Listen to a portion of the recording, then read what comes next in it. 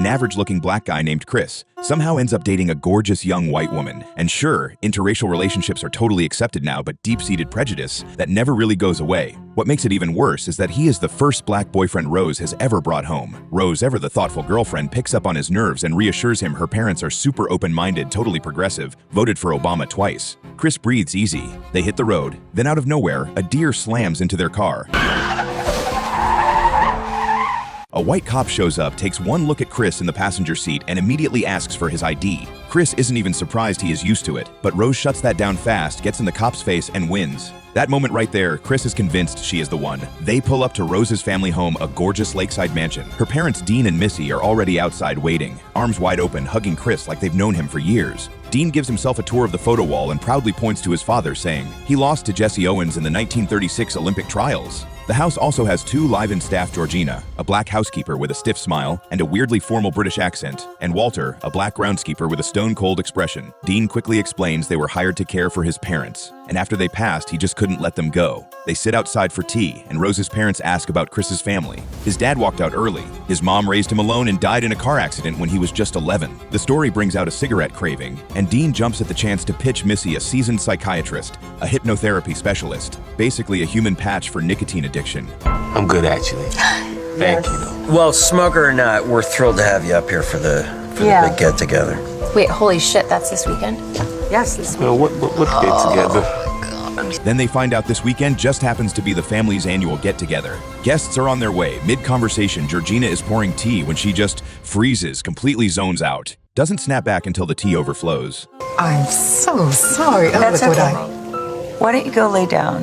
Just get some rest. The whole family watches with this strange, knowing look, and Chris feels that something is very off. That night, Rose's brother Jeremy shows up, total frat bro energy, immediately starts poking at Chris, hears he knows judo and wants to throw down right there in the living room. Missy steps in before it escalates. Back in their room, Rose tears into her family, defending Chris at every turn. Every bit of tension he'd been holding onto just melts away, but Chris can't sleep. New place. Bad vibes. He steps outside for some air. He lights a cigarette and Walter comes sprinting straight at him out of nowhere like a maniac. Chris barely dodges. He spins around and there is Georgina, in the middle of the night admiring herself in a window like it is completely normal. Chris abandons the cigarette and heads back inside, but the light in Missy's office next door is on and she has been sitting there waiting for him. She invites him in, warm as can be. The conversation turns to his mother. Chris tenses up. Missy just smiles and slowly stirs her coffee cup. And just like that, Chris opens up on his own. What do you hear?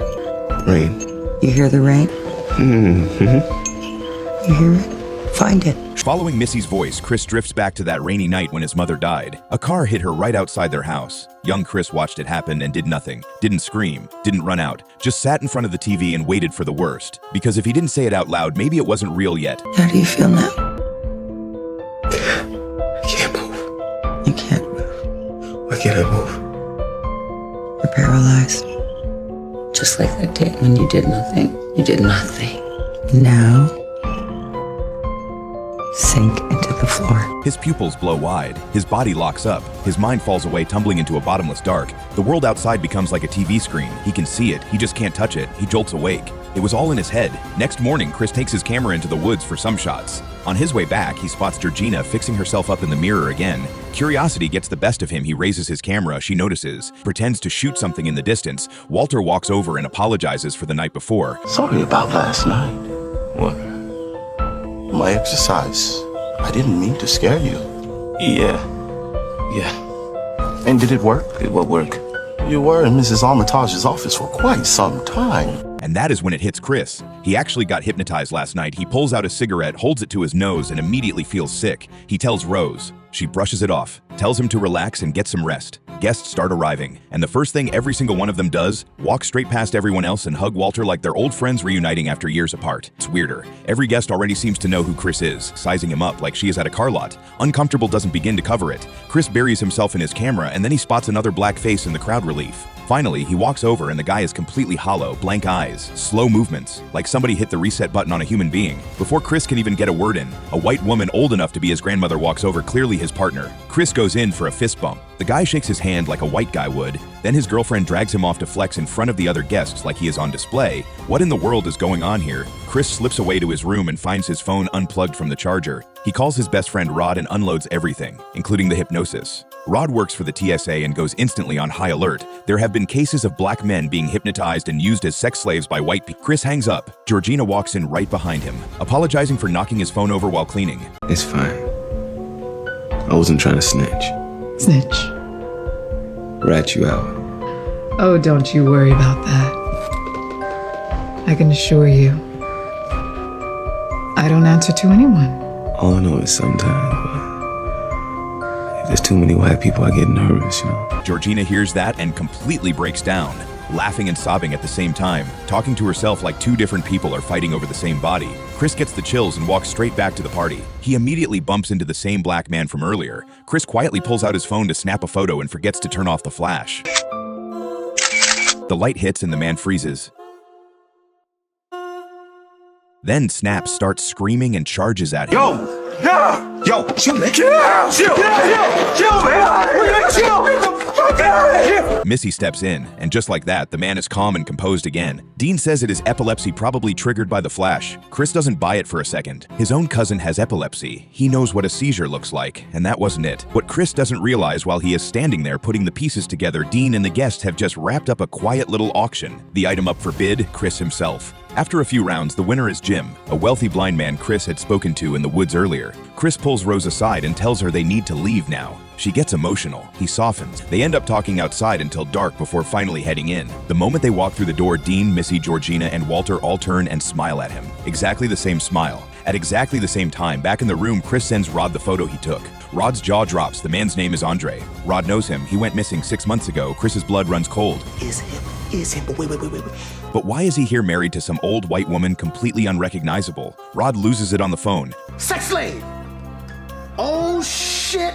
Chris, you gotta get the fuck up out of there, man. You in some eye wide shut situation. Leave, motherfucker. The phone dies. Rose walks in right on cue. Chris says they're leaving tonight. She doesn't push back, starts packing immediately. While she does, Chris notices a storage closet in the corner left open. He walks over inside a red box. He opens it, a thick stack of Rose's photos. He flips through them and stops cold. Every single photo, every single boyfriend, black men, every one of them. Georgina and Walter are in there too. Chris slowly stands up. Rose is already behind him. He says he was just looking for his camera. Rose glances over. The camera is sitting right there on the table next to him. He grabs it and asks for the car keys. Says he wants to go load the bags. Rose digs through her purse. Can't find them. Fine. He says they'll look on the way out. He gets downstairs. Jeremy is already at the front door holding a bat. Dean and Missy file in right behind him. Chris keeps pushing Rose to find the keys over and over. No keys. He snaps. Rose, now! Now, the keys!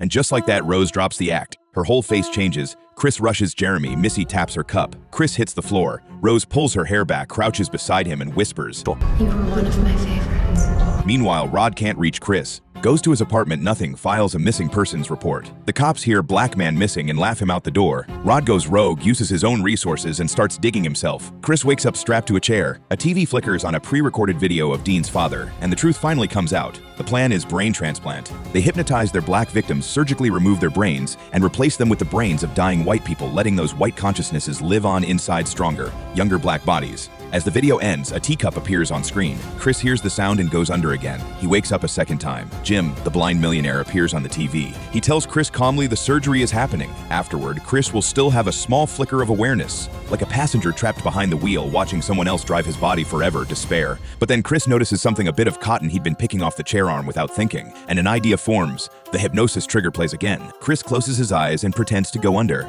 In the operating room, Dean has already opened Jim's skull. Jeremy wheels in, unties Chris, and reaches for him, and Chris explodes upright and knocks him out cold. The cotton. He'd stuffed it in both ears. He never heard the trigger. He was never under. Chris tears through the house. He drives a deer head trophy straight through Dean's chest, runs upstairs for his phone, and walks directly into Missy. She reaches for her teacup. Chris snatches it first. She grabs a blade and drives it toward him. No time to dodge, he catches it with his bare hand, twists his palm hard, and buries it in her head.